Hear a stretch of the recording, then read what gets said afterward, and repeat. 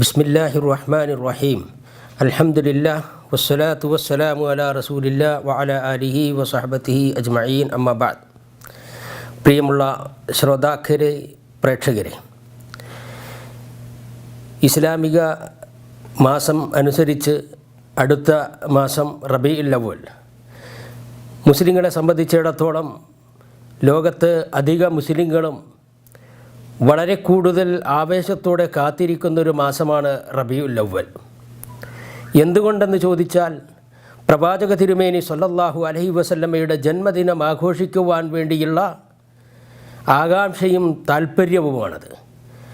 പ്രവാചക തിരുമേനി സ്വല്ലല്ലാഹു അലൈഹി വസല്ലമയുടെ ജന്മദിനം ആഘോഷിച്ചുകൂടെ? ഇതാണ് എൻ്റെ സംസാരത്തിലെ പ്രതിപാദ്യ വിഷയം. പ്രവാചക തിരുമേനിയെ അതിരറ്റ് സ്നേഹിക്കുക എന്നുള്ളത് റസൂൽ സ്വല്ലല്ലാഹു അലൈഹി വസല്ലമയും വിശുദ്ധ ഖുർആനും നമ്മോട് നിർദ്ദേശിച്ചു. ആരെങ്കിലും പ്രവാചക തിരുമേനിയെ ഇഷ്ടപ്പെടാതെ സ്നേഹിക്കാതെ സ്വർഗത്തിലെത്താമെന്ന് ആഗ്രഹിക്കുന്നുവെങ്കിൽ അത് വ്യർത്ഥമാണ്, നിഷ്ഫലമാണ്. അവിടെ നിന്ന് ഉണർത്തിയിട്ടുണ്ട്, ലാ യുഅ്മിനു അഹദുക്കും ഹത്താ അകൂന അഹബ്ബ ഇലൈഹി മിൻ നഫ്സിഹി വവലദിഹി വമാലിഹി.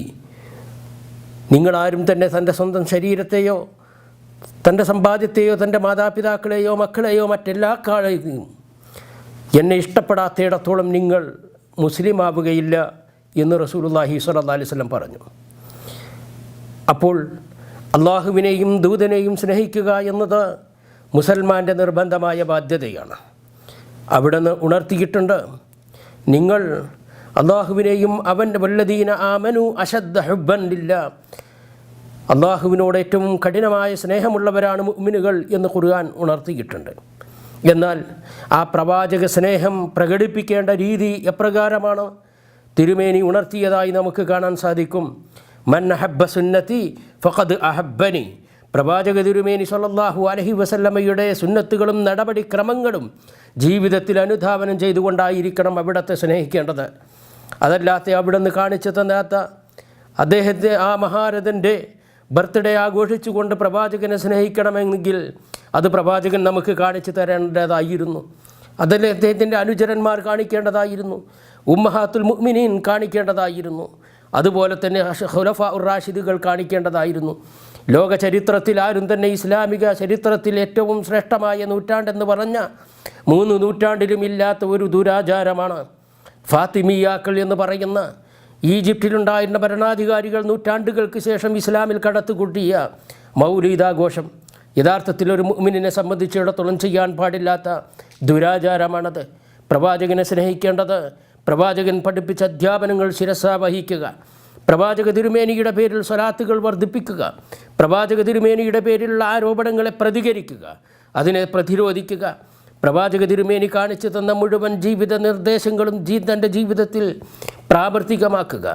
ആ രീതിയിൽ ആരെങ്കിലും അള്ളാഹുവിൻ്റെ ദൂതനെ ഇഷ്ടപ്പെട്ടാൽ, സ്നേഹിച്ചാൽ പ്രവാചക തിരുമേനിയുടെ കൂടെ സ്വർഗത്തിലെത്താമെന്ന് അവിടെ നിന്ന് ഉണർത്തിയിട്ടുണ്ട്. അതിനാൽ തന്നെ പ്രവാചകൻ പഠിപ്പിക്കാത്ത യാതൊന്നും തന്നെ അദ്ദേഹത്തിൻ്റെ പേരിൽ ഏതെങ്കിലും ഒരു റബീഉൽ അവ്വൽ മാസത്തിലോ ഏതെങ്കിലും ഒരു റബീഉൽ അവ്വൽ മാസത്തിലെ 12-നോ മാത്രം ഉണ്ടാകേണ്ടതല്ല പ്രവാചക സ്നേഹം.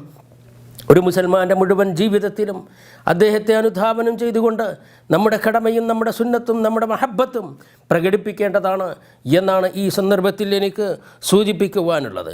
അതല്ലാതെ പ്രവാചക തിരുമേനിയുടെ ബർത്ത്ഡേ ആഘോഷത്തിൻ്റെ പേരിൽ കാട്ടിക്കൂട്ടുന്ന ആഘോഷങ്ങളോ അതുപോലെ തന്നെ മൗലീദ് പാരായണങ്ങളോ അതിൻ്റെ പേരിൽ പ്രവാചകനോട് പോലും പ്രാർത്ഥിക്കുകയും ചെയ്യുന്ന ഒരവസ്ഥ മുസ്ലിം സമൂഹത്തിൽ ഇന്ന് കണ്ടുകൊണ്ടിരിക്കുന്നു. ഇതിന് പ്രിയപ്പെട്ട സുഹൃത്തുക്കളെ, സ്നേഹബുദ്ധിയാ നിങ്ങളോട് ഉപദേശിക്കുകയാണ്. അരുതാത്തത് ചെയ്തു പോകരുത്, പ്രവാചകൻ കാണിക്കാത്തത് നാം അനുഷ്ഠിക്കരുത്. ദീനിൻ്റെ പേരിൽ ആരെങ്കിലും മൻ അമില അമലൻ ലൈസ അലൈഹി അംറുനാ ഫഹുവ റദ്ദൻ, പ്രവാചക നിർദ്ദേശമില്ലാത്ത കാര്യങ്ങൾ അനുഷ്ഠിച്ചാൽ അത് സ്വീകരിക്കരുതെന്ന് പ്രവാചകൻ്റെ നിർദ്ദേശം പാലിക്കുക. അള്ളാഹു അനുഗ്രഹിക്കുമാറാകട്ടെ.